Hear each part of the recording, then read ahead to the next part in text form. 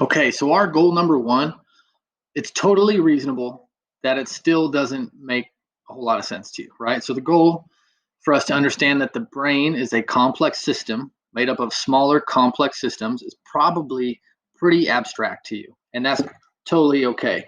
And the reason why, if you remember, is it's all new and we don't have a whole lot of established neurological pathways relating to that goal.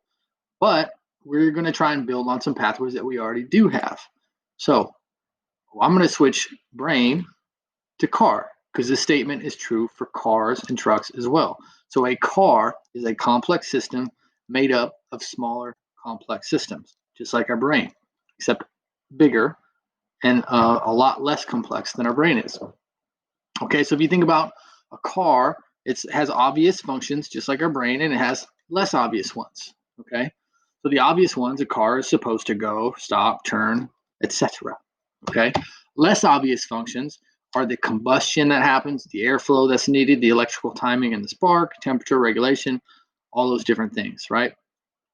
So just like we broke down the pieces to the different systems in the brain, the different pieces, the different parts to the brain, we'll go through real quick and do a breakdown of the different systems in a car, right? So if a car is a system, it has smaller systems in it.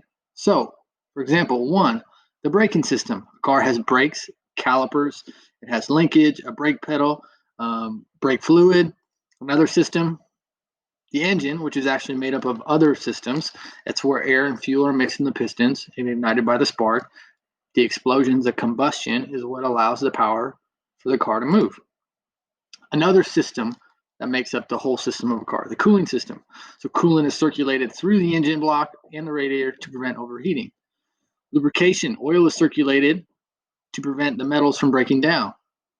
Drivetrain converts the rotation of the crankshaft to the rotation of the wheels, right? So for a car, for the system of a car to work, there are all of these other parts and systems in it.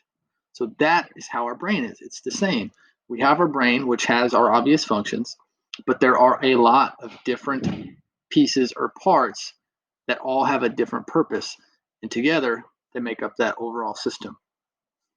Hopefully, that makes a little bit more sense. What I'd like you to do now is take a minute and think about another example of a system, a complex system that has smaller pieces, smaller systems within it. So think about it for a second, and then you start throwing ideas around. Get out of your comfort zone. This is about learning.